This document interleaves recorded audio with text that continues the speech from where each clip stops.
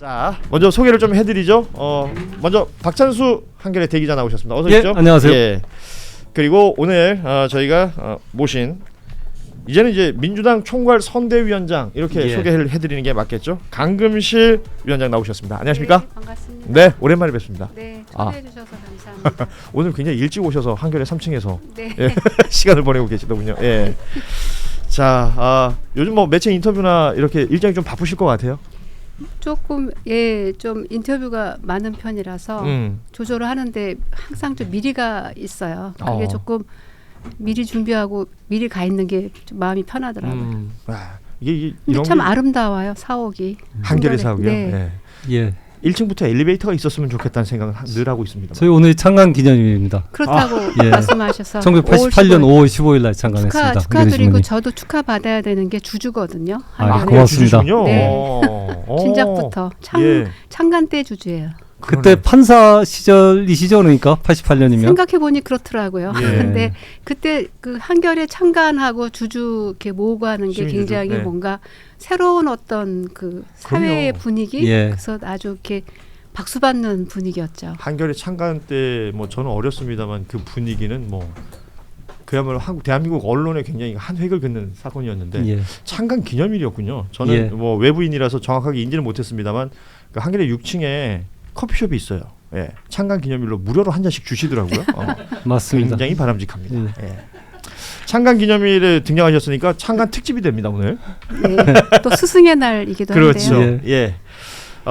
뭐 많은 분들이 오랜만에 보셔서 반갑다는 분들도 있으셨고 또 드디어 돌아오는구나라고 생각하시는 분들도 있으셨을 것 같은데 그냥 짧게 그냥 두 가지 여쭤보겠습니다. 그동안 어떻게 지내셨는지 하고 그리고 이 총괄 선대위원장 자리를 이제 수락하신 거잖아요. 네. 그 이유하고 좀 여쭤보고 싶어요. 법무법인 원에 그 변호사로 계속 활동하고 또 기후 쪽 그 단체 활동도 하고 공부도 해가지고 그 인연으로 2021년에 그 이재명 그 후보께서 경기도지사 할 때 기후위기 대응 산업전환 특별위원회 공동위원장을 맡았었고요. 지금도 경기도 기후대사직을 하고 있어요. 예. 그런 인연으로 그때 이제 공식적인 인연 외에는 없는데 그 경선 때 후원회장을 부탁하셔서 그때 이제 그 저는 그래도 민주당이 이기기를 바라는 입장이라 했죠. 그리고 또 인연이 별로 없어요. 예. 없다가 이번에 또 갑자기 전화를 주셔서 사실 정말 예측을 못하고 있었거든요. 그럼 2021년 경선 때 후원회장 맡으시면서 이재명 후보를 처음으로 만나신 겁니까? 그러니까 그 전에 공동 그 기후대응 특별위원회 공동위원장 맡기 전에 경기도 도지사실에서 처음으로 인사드리고 1시간 정도 대화를 나눈 적이 있고요. 그거 외에는 가끔 전화 그때 이제 그 후원회장 맡아달라고 전화 오신 거 말고는 전화 통화도 자주 하는 사이가 아니고 서로 왕래하는 사이는 아닙니다. 아니 근데 총괄 선대위원장이라는 자리는 어찌 보면 굉장히 좀 무거운 자리라고 생각하실 수 있지 않습니까? 근데 그 아마도 그 후보 당선되신 다음 날이었던 것 같아요. 월요일. 예. 저의 마음은 뭐였냐면 제 주변에 그 전직 장관 하시고 정치인 한 분한테도 제가 그랬어요. 그 전에 이번 대선은 내란이냐 아니냐 하는 대선이다. 무조건 선거 제안이 오면 무조건 하셔라 하고 제안했거든요. 그래서 저는 저한테까지 선거운동 제안이 오리라고 생각 못했어요. 워낙 오래 떨어져 있었고 또 많으시니까 민주당 국회의원도 많으시고 하니까 근데 뭐래도 해야 되지 않냐는 생각은 있었어요. 뭐 제주도에 갈 일 있으면 제주도 고향에 가서 조금이라도 인사를 한다거나 근데 갑자기 연락 오셔서 총괄 선대위원장이기 때문에 수락을 한 게 아니라 하라고 했을 때 해야 한다는 생각 때문에 그러니까 그 자리가 뭐가 됐든 뭐라도 해야 된다. 네. 그럼 그 장관님이 보신 옆에서 이렇게 지켜보신 이재명 후보는 어떤 사람입니까? 그때 그 사실 솔직하게 말씀드리면 이분이 성남시장 하면서 대선 경선에 나오셨더라고요. 그러니까 대단한 그 유능한 그 행정가고 정치인이신 거죠. 그렇지만 그 촛불 그 박근혜 탄핵 때 아마 유명해지신 걸로 아는데 2017년이죠. 그때만 해도 저는 그렇게 관심을 깊게 보지는 않았고 좀 파퓰리스트 아닌가 하는 느낌을 좀 갖고 있었어요. 그리고 제 주변에 많은 분들이 좀 이렇게 너무 극단적이지 않냐 이렇게 그렇게 보는 분들 부정적으로 보는 분들이 많은데 1시간 도지사실에서 말씀 나누면서 깜짝 놀랐어요. 굉장히 똑똑하시다. 그리고 굉장히 그 유연하고 실용주의적이다. 현실적인 뭐 국익과 국민의 이익에서 판단을 하시지 이건 되고 이거 안 되고 이런 분은 아니시더라고요. 그래서 이분이 이렇게 유명해지고 그 사실 기초자치단체장이 대선 경선 아마 전무후무한 일일 텐데 예. 그 정도의 능력을 갖고 있는 분이구나 하고 그때 좀 놀랬죠.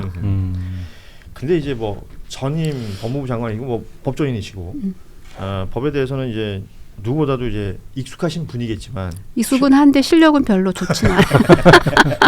아니 근데 저는 그 얘기를 하고 싶은 거예요. 우리 국민들이 국민성도 있겠죠. 월드컵 때가 되면 모든 국민이 축구 해설가가 됩니다. 그런데 최근 이 일련의 상황들을 겪으면서 대부분의 국민들이 평생 모르고 살아도 될 만한 단어들을 너무 많이 알게 됐어요. 전 대표적인 게 파기자판인데. 파기환송, 파기자판, 그렇죠. 뭐 구속 취소. 이런 것들을 알게 되는 이 현실이 어찌 보면 좀 서글프지 않습니까? 좀 너무 충격의 연속이고 놀라움의 연속인데 저희도 헌법 공부를 다시 하고 공직선거법을 다시 한다니까요. 네. 헌법재판소 판례도 뒤져보고 그러니까 윤석열이라는 대통령 한 사람이 헌정질서를 완전히 무너뜨렸는데 비상계엄이 난 날만 해도 우리가 국회에서 바로 하셨을 때만 해도 수습이 될 걸로 믿었는데 그 후에 안 되고 계속 헌법에 문제를 일으키는 일이 계속되잖아요. 근데 저는 사실 헌법재판소 만장일치 파면 후에도 우리가 위헌적 상황을 계속 목격하고 있다고 느끼는 게 아주 최근에 국민의힘 그 새벽의 후보 이거는 민주적 정당 질서에 상당히 그 민주적 운영이 위배되는 사항이거든요. 그래서 왜 이렇게까지 헌법을 다 무너뜨리고 대놓고 위헌을 하는지 국무총리 두 분, 그러니까 대통령 권한대행 두 분이 위헌 행위를 여러 차례 하셨어요. 헌법재판관 지명 관련해서. 그리고 검찰총장과 그 판사님은 구속 취소 갑자기 해서 깜짝 놀라게 하고 즉시한거 안 하고 그다음에 그런 와중에 이제 대법원 그 공직선거법 그 파기 환송이 계속 놀라움의 연속 속에 있었던 것이죠. 전압 회부 9일 만에. 뭐 그 얘기.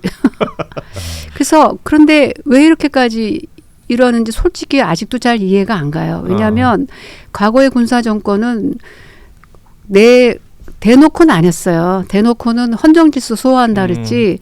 이렇게 대놓고 무시하고 대놓고 다 무너뜨리고 그리고 실제로 그 집권 여당이 헌법재판소 공격하고 탄핵 찬성하고 아주 드러내놓고 했잖아요. 그래서 왜 이렇게까지 하는지 저는 아직도 이해를 잘 못하겠어요. 왜냐하면 그게 무슨 집권 의욕, 야욕, 집권 의지, 뭐 권력 때문에 그렇다. 그거 갖고 해명이 될까? 또 보수 쪽의 이재명 포비아, 이재명에 대한 굉장히 강한 어떤 두려움 같은 것들이 좀 깔려 있는 거 아닐까요? 뭐를 무서워하는 걸까요? 왜 무서워할까요? 모르겠는 거예요. 이렇게까지 제가 돌이켜 보면은 계속 사법 리스크 하는데 모든 문제가 이분의 언행 하나하나를 다 시비 걸어갖고 윤석열 정부가 사실잖아요. 변호사도요. 민사소송 하다가도 포기하고 싶어요. 그렇게 소송이 힘들어요. 형사재판 받는다고 생각해 보세요. 수사받고 한 건만 있어도 견디질 못해요. 근데 이게 11건을 기소당했다고 말씀하시거든요. 그리고 지금도 5개가 남아있는 수사재판. 그러고도 이거를 견뎌냈는데 왜 이렇게까지 이분을 공격하는지 이해가 안 가는데 그래서 사실 그 범죄자 패러다임 프레임이라 패러다임 프레임을 짰죠. 프레임을 씌웠는데 요즘 와서 국민들이 이게 좀 아닌가 봐. 왜냐하면 대장동 그렇게 몇 년을 수사했는데 나오는 게 없네.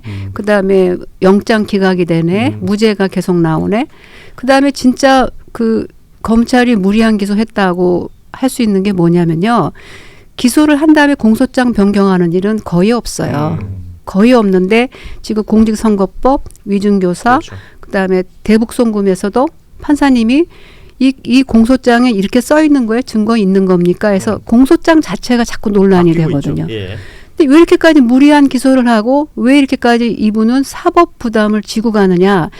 그래서 이상하다 생각한 게 졌잖아요. 패자잖아요. 선거에서. 네, 그 정치 보복일 수가 있나 진 사람한테. 근데 요즘 제가 생각해 보니까 제가 용어를 생각해냈어요. 이게 정적 제거, 장기 집권 의도다. 그게 아니고는 설명이 안 된다. 그게 계속 이재명 정적 제거하고 총선 이기고 하려고 하다가 안 되니까 비상겸한 거 아니냐. 그렇게 보는 거죠. 지금 이해가 안 된다고 하시면서 이게 다 이해를 하셨네요. 이해하려고 노력을 자꾸 정리를 쭉 하셨어요. 이해하려고 노력은 합니다. 대법원 예. 파기환송으로 그 당시 온 국민이 놀랬었는데 어쨌든 그 뒤에는 2심에서 이재명 후보 관련한 재판을 다 대선 이후로 미뤘단 말입니다. 네 건이 다 미뤄졌는데 만약에 이번 대선에서 이재명 후보가 대통령이 된다면 다시 이게 논란이 될 겁니다. 재판을 속개하느냐 마냐 갖고요. 근데 어제 그런 게 다 헌법 말씀처럼 다 헌법 공부를 같이 하는 거예요. 그러면 법원에서 왜 다 연기했느냐? 그게 헌법의 취지에 맞기 때문에 선거 운동은 공정한 기회를 줘야 된다는 헌법 116조가 있는데 저도 이번에 처음 알았어요. 솔직히. 그다음에 대통령 불소추 특권이 또 헌법 84조거든요. 국민들이 모두 대선 끝나면 만일에 이재명 후보가 당선되면 헌법 84조 공부를 또 같이 해야 돼요. 그래서 그 해석을 두고 지금 해석을 두고 95년에 헌법재판소 결정이 있어요.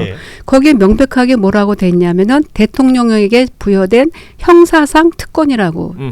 근데 이거는 대통령 개인이 아니라 국가를 대표하는 대통령이고 그러니까 원활한 직무 수행을 해야 되고 체면 유지해야 되고 권위를 지켜야 된다. 그래서 대통령 직에 있는 동안만 부여하는 형사상 특권이다. 그럼 모든 형사재판 중지돼야지 새로운 기소되고 계속되는 재판을 받아라 하면은 대통령 일하다가 재판 받으러 하루 종일 가서 앉아 있나요? 그건 말이 안 되는 거죠. 지금 그래서 그 소위 말하는 84조의 그 불소추 특권, 그러니까 소추라는 단어 가지고 이렇게 해석하냐 저렇게 해석하냐 이게 뭐 어떤 정파성을 가지고 또 해석을 하는 것도 분명히 있는 것 같고요. 그래서 이게 논란이 된다. 그럼 예를 들어서 말씀하신 것처럼 이재명 후보가 대통령이 된다면 그 임기 내내 이걸로 정치적인 공방이 또 펼쳐질 수도 있는 그래서 거잖아요. 이제 민주당이 그 법적으로 그 논란을 좀 막을 필요를 지금 느끼고 있는 거고요. 대통령의 경우는 이제 두 개의 조항을 같이 봐야 되는데 불소추 특권을 하고 탄핵으로만 파면할 수 있게 신분이 보장되는데 뭐 내란 외환의 죄를 범했다거나 탄핵 사유 있을 때만 파면하라고 돼 있잖아요. 나머지 신분 보장인데 하위법에는 고위공직자가 재판을 받으면 당연 퇴직해야 되는 규정들이 있어요. 근데 그거를 대통령한테는 적용하지 말라는 취지로 해석하는 게 합당한 것이죠. 그래서 논란을 벌일 일이 아닌데 이거를 논란을 안 벌이고 지금 사법이 스스로 그 선거 기간에 재판을 자제하듯이 대통령에 대해서도 재판을 자제하면 그거는 미국 수준의 정치 문화라고 볼 수 있죠. 미국이 그렇게 한다니까. 근데 지금 헌정 질서가 무너진 판에 국민의힘이 대놓고 위헌을 하고 대놓고 비상계엄을 두둔했는데 기대하기가 어려운 것이죠. 그래서 어제 그 대법원 법원 행정처장이 국회에 출석해서 만약에 이제 이재명 후보가 대통령이 된다면 그 대선 이후로 미뤄진 재판들이 속개가 되느냐 그런 질문에 대해서 이렇게 답변했거든요. 그건 각 재판부가 자율적으로 알아서 결정할 일이다. 그러니까 재판 속개할 수도 있다는 얘기란 말입니다. 이게 또 굉장히 큰 걱정을 던져줍니다. 그 취지는 아마 이럴 겁니다. 그 법관의 그 재판이 그 독립해서 재판이 돼야 되기 때문에 법원 행정처장은 행정을 담당한 분이라서 사법행정이 재판에 대해서 언급을 하면 안 된다는 아마 그 기준으로 그렇게 말씀하신 것 같은데 사실은 헌법재판소가 해석을 해줘야 될 문제죠. 헌법 불소추 특권의 문제니까. 그런데 이 정도의 상황이라면 내란이 진행되고 굉장히 비정상적으로 우리가 헌법 공부를 해가면서까지 헌정 질서를 지키는 상황이라면 대법원도 최소한의 어떤 언급이 있으면 훨씬 명쾌하지 않을까 하는 생각은 들어요.